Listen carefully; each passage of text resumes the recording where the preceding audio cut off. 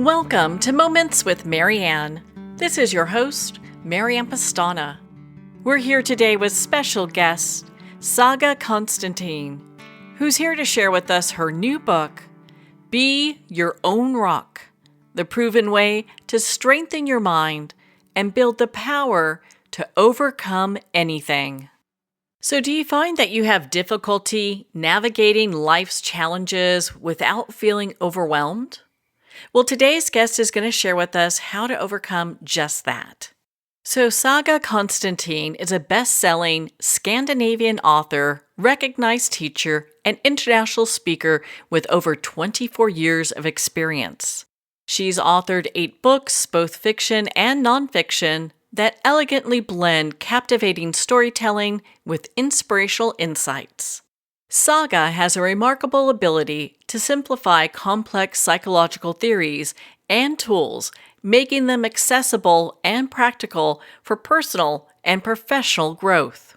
As an expert in personal development, change management, emotional intelligence, and high-performance teams, Saga trains thousands of individuals worldwide each year, including leaders and employees from top organizations such as Lego, Total Energies, Vestas, and governments. Her passion and contagious energy engages audiences, providing them with actionable tools and insights that can be immediately applied to everyday life. So welcome to the show, Sagar Constantin. Thank you so much. It's wonderful to be here with you. Oh my goodness, what an honor it is to have you here and to talk about this book. So what inspired you to write this? Well, I used to work in television, and it wasn't always that easy. I had a lot of resistance, and there was a lot of big egos. And I discovered, that many people struggle with finding their way in life, and also struggling with get to knowing themselves. And so did I. And after all these years of working with people, working in companies, I thought, what would be the best book that I could have read when I was younger? And that inspired me to write this book, because I want other people to discover what I've seen in the way the human psychology works, and how we can change behaviors easily, and how we can work with ourselves in a much more profound and easy way. Well, you touched on something that I would like for us to dive into, and that is change. My goodness, we all go through change, but how difficult is it for people to take that change and be able to embrace it or kind of learn from it? It's very hard. And the reason I discover is that we struggle not just with the change, because what I usually say is that the simple change we can usually manage. We can move houses, we can find a new job, we can get divorced, or we can move in with someone. We will manage. Some changes can be difficult and also very hard, but we will get through it. But what is the most challenging thing is the emotions. And that is where we forget to actually look. The emotions are what makes us struggle, fight, that makes us upset, and not go through with the changes. So the emotions are so important to get to know. What is it that actually holds me back? And one of the emotions that I usually tend to ask people to look at is the fear. And even more important, the unconscious fear, because a lot of us can say, well, I'm a little bit afraid, what if I don't like my new house? Or what if there's a lot of noise if we move? Or what if I can't find a job? Or if I get divorced? What if I can't find another person that I would love in this life? But, the unconscious fear is much deeper, and that lies in the unconscious. And when we bring that up to light, we actually get a real choice. Until then, we are stuck at wherever we are in our lives, and we cannot make a change. And another thing I would also like to address is that usually we don't make a change until the fear of the change is less than the pain that we are in right now. Okay, so that one I felt. I felt that because how often do we know we need to change, there are things going on. What do you think really stops people from embracing change? Well, I think it's easier not to be honest with you. It's easier to just continue your life as it is and not look at what is important, what is happening inside of you, because many people think that they will see a monster or it's too dangerous or they can't cope with it, but it's not true. And it's still there. It doesn't matter if you look at it or not, it's there. So you might as well look at whatever is happening inside of you and face it, because it's not as hard as you think. And the sooner you do it, the easier it will be, and the sooner you'll get through it as well. But the brain is lazy, Marianne. It is so lazy. And if that our brains can actually convince us not to do anything. Doesn't matter if we are in pain or we're struggling. If it can convince us not to do anything, the lazy brain is happy. So we really have to step up and understand how the brain is actually functioning. And that is one of the things that I share in my book in such a simple way that everybody can understand it and begin to take the necessary steps to a better life where they thrive and they're happy and actually fulfill their dreams. Now, have you gone through significant changes? Because I know, my goodness, you have such an amazing background and career. I mean, you're employed at Channel 2 in Denmark as a director of a station. And I think a lot of times when people see the outside life, they think, oh, that person's doing great. They have no challenges.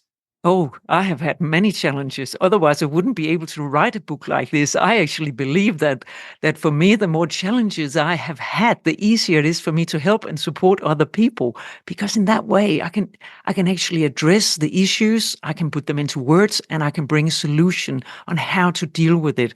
I've had so many issues in my life, you wouldn't believe it. I think somehow in my life I've been attracting, challenging challenges because of that I needed to learn from it. I've been married 3 times and divorced, and one of my partner was a psychopath, and I had to deal with that.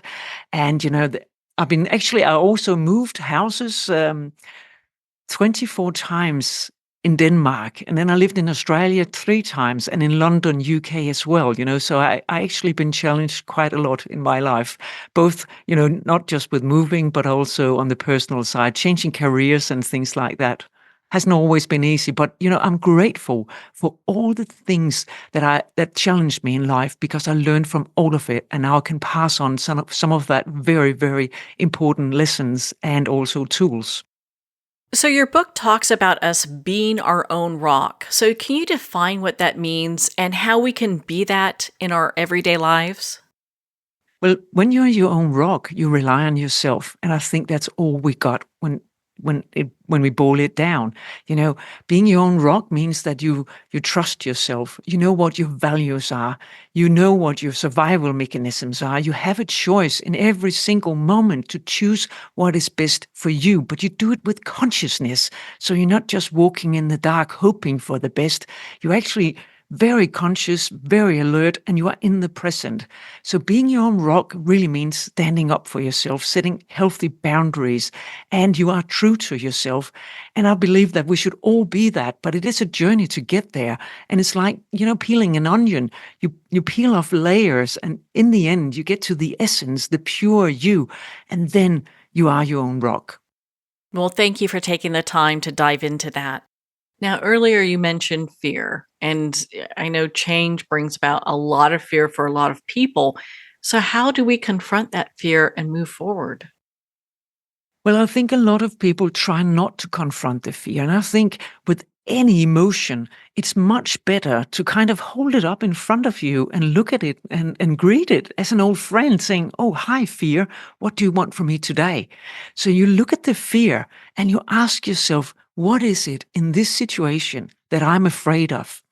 When we bring everything down to the essence, there's fear and there's trust. You can only choose between those two.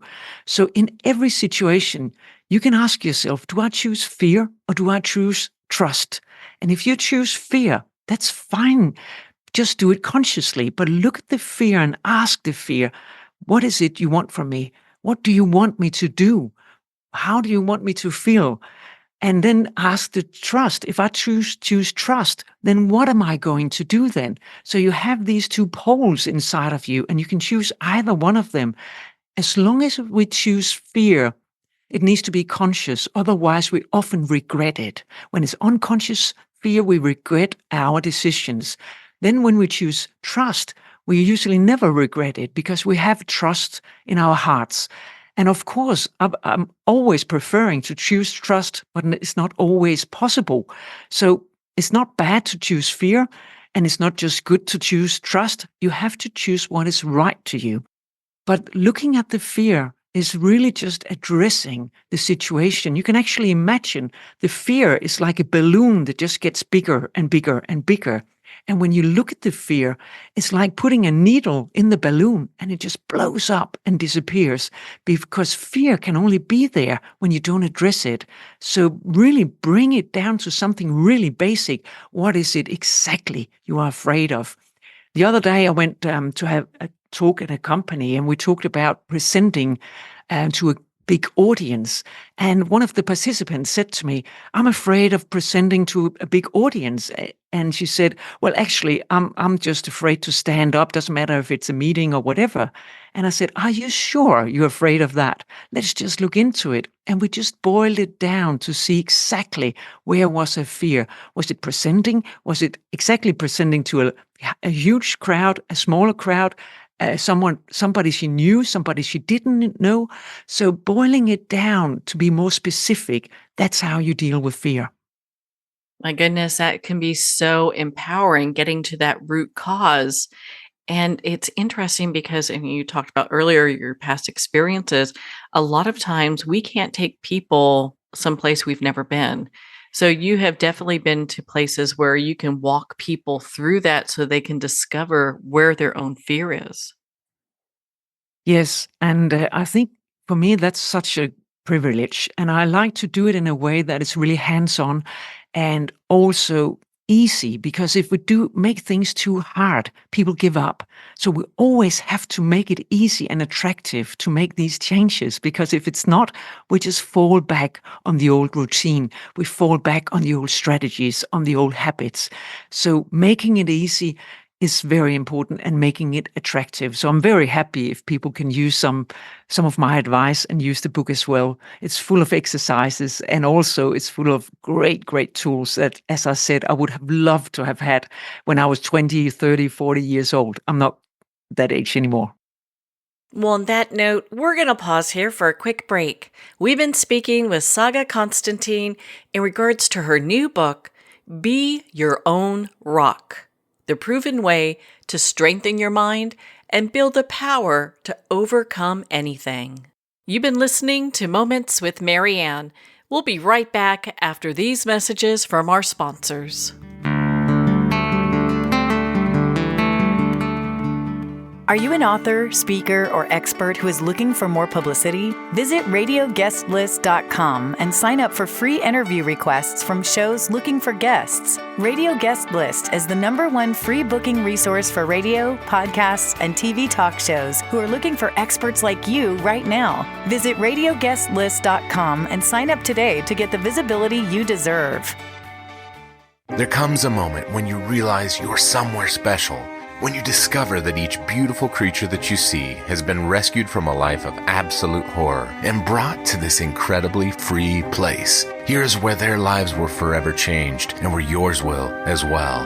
Discover over 500 tigers, bears, and lions at the brand new visitor center at the Wild Animal Sanctuary just outside Denver. For more information, visit wildanimalsanctuary.org. Discover true freedom at the Wild Animal Sanctuary. It's one thing to become attached to your perfect home, but what do you do when that home becomes attached to you? A family in dire need of a fresh start, a mysterious house tied to the past. Buried deep within the foundation of the old Far Hill Manor lies a centuries-old secret. Dark forces or something stronger just waiting to be discovered. Caretaker, a supernatural thriller by breakout authors R.J. Halpert.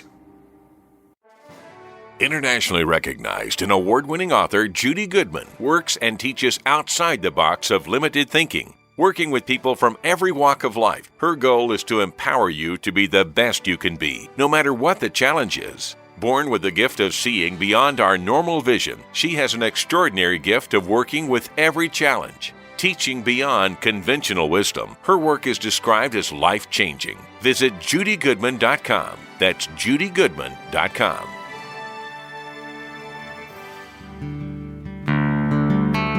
I'd like to thank Jason Eastwood at Guitarfulness for sharing his inspiring music and talent with us. His music is known worldwide for cultivating atmospheres of harmony, inner peace, and clarity. Visit Jason's website at guitarfulness.com. Join his newsletter, be part of his community, and download his music. Welcome back to Moments with Marianne. We're here today with special guest, Sagar Constantin, who's sharing with us her new book, Be Your Own Rock, the proven way to strengthen your mind and build the power to overcome anything. So do you have a story you can share with us about how you've helped people? I know you've shared one recently, but how you've helped people come to this place where they can be their own rock? There was one woman who attended one of my courses, and she had an illness that she kind of, knew would actually be a problem for her because her doctor said to her that she couldn't really continue working. And she said, well, I know exactly what to do to actually make me feel better, but I'm not doing it. And I said to her, listen, I'll share with you how you actually change your habits. So she had to start exercising and she had to start eating more healthy. And she said, well, every time she did it, she just fell back on her old habits. And, she said, I have read all the books, I have done all the exercises, but I keep falling back on my old habits. So I said to her, listen, what you have to do is you have to break it down and keep reminding yourself of how the brain works. And I shared with you how the brain works in order to make changes. And she went home. I didn't hear from her for a long time. A year later, she actually attended another session of mine. And she came up to me and I couldn't recognize her. And she kind of went, hi, do you know me? Do you recognize me? And I said, no, I'm not sure who you are. And she said, well, I attended one of your courses a year ago and you gave me some advice on how to change habits so I would actually feel better, lose weight and change my eating habits and in that way kind of reduce my illness. And she said, I'm hardly ill anymore. The illness is nearly gone because what I did, I went home and made a plan exactly as you said. And I started to take myself seriously and take responsibility. I made it easy. I made it attractive.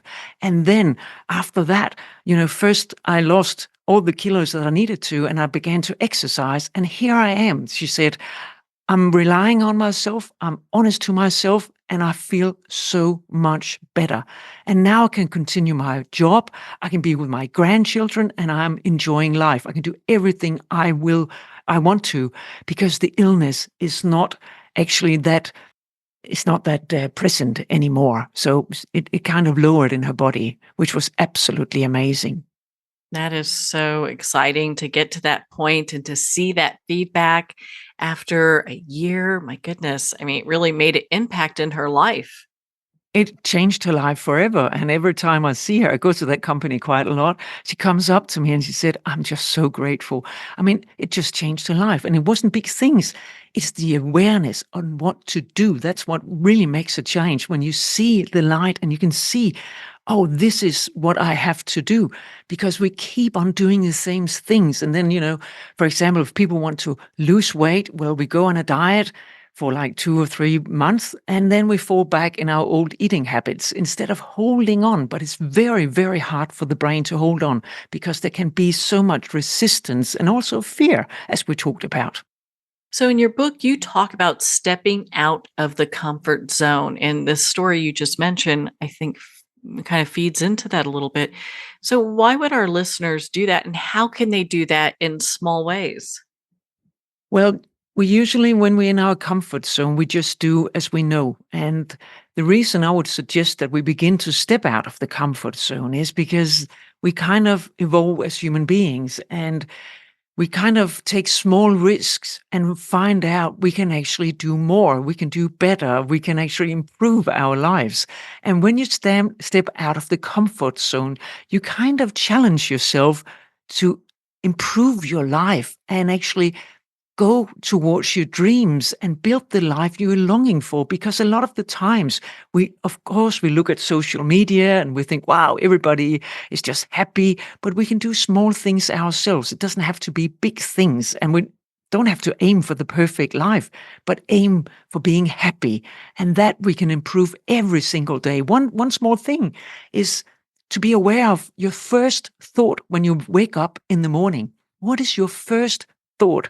I experienced some years ago, I kind of began to feel fed up when I woke up in the morning. Even though I love my job, I was like, oh, I'm going to this and this company. Oh, I have to drive all this way. And then I just began practicing my first thought because I loved it when I was there.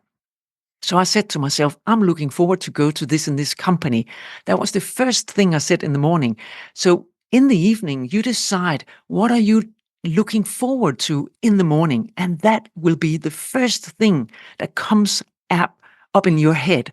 And then you can build on that for the rest of the day. That is just a small thing you can actually do to step out of your comfort zone and improve your life. Just be aware of your thinking and how you actually make your thoughts define your day and your emotions define your happiness. So really the small things to challenge yourself every single day, because the brain will actually grow with it and keep working the best way.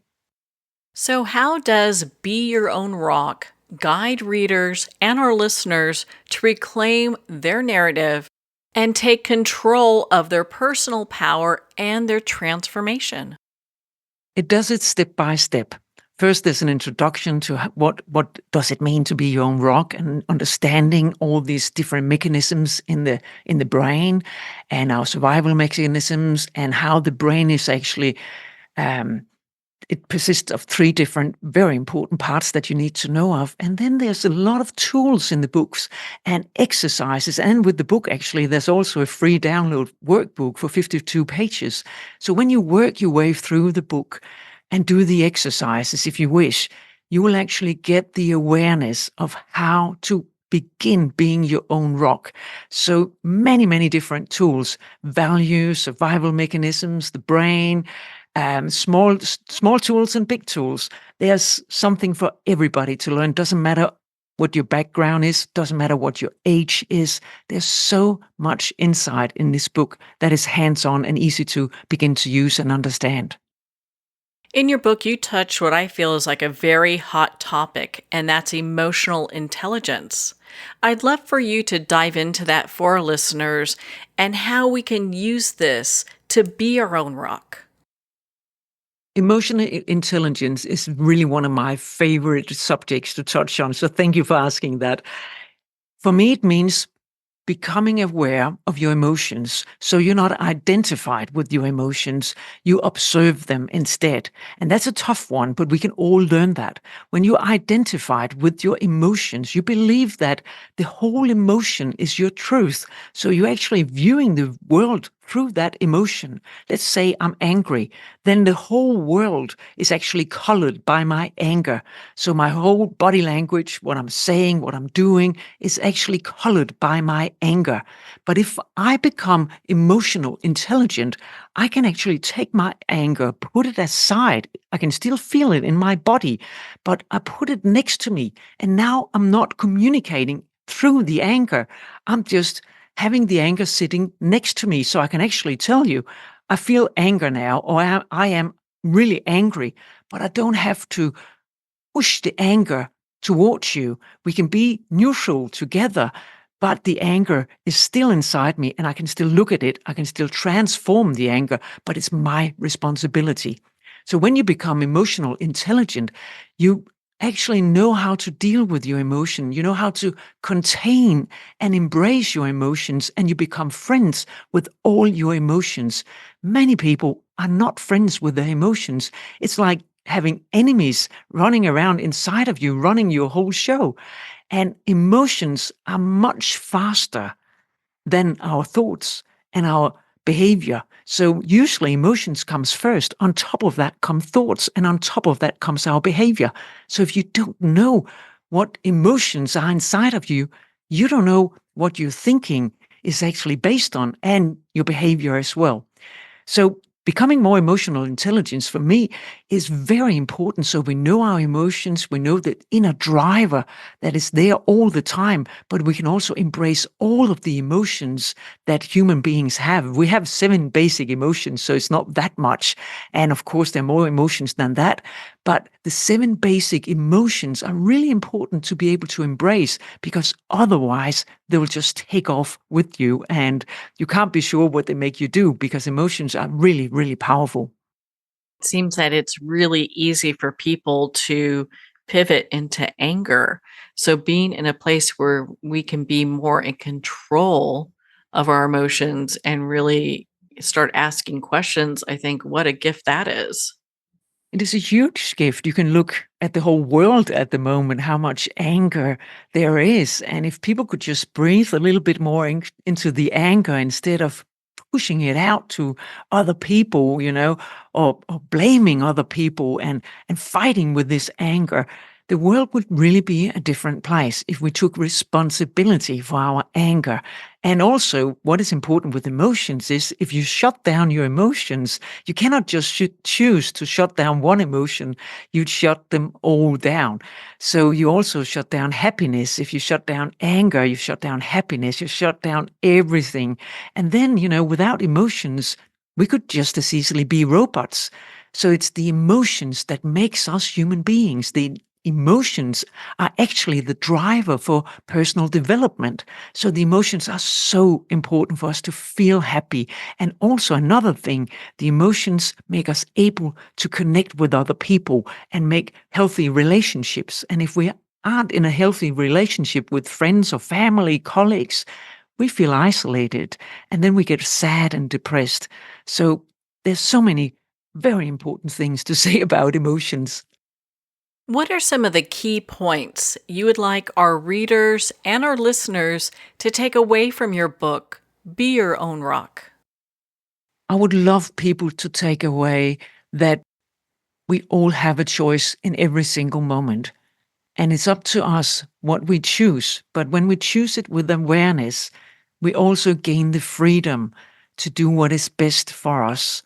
So really that it doesn't matter how old you are, it doesn't matter what your situation is, there's always hope. And if you take responsibility and go through the change, the challenge, or the difficult situation and learn from it, you will become stronger. Well, Saga, where can our listeners connect with you and be part of your community and learn more about your work? They're so welcome to connect with me on Instagram, Sagar Constantin Author, or Facebook, it's again Sagar Constantin Author. They can also look at my website, sagarconstantin.com, or LinkedIn, where it's also Sagar Constantin. Well, Saga, thank you so much for taking the time to be on the show with us here today.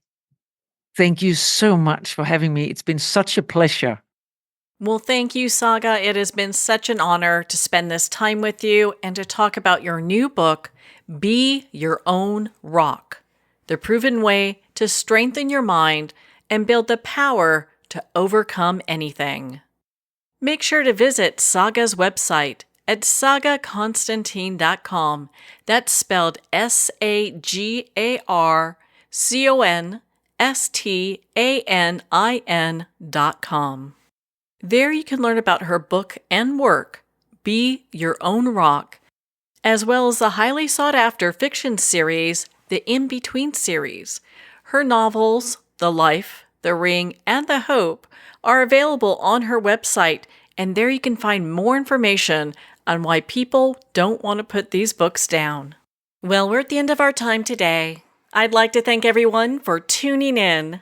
You've been listening to Moments with Marianne, where we make every moment count.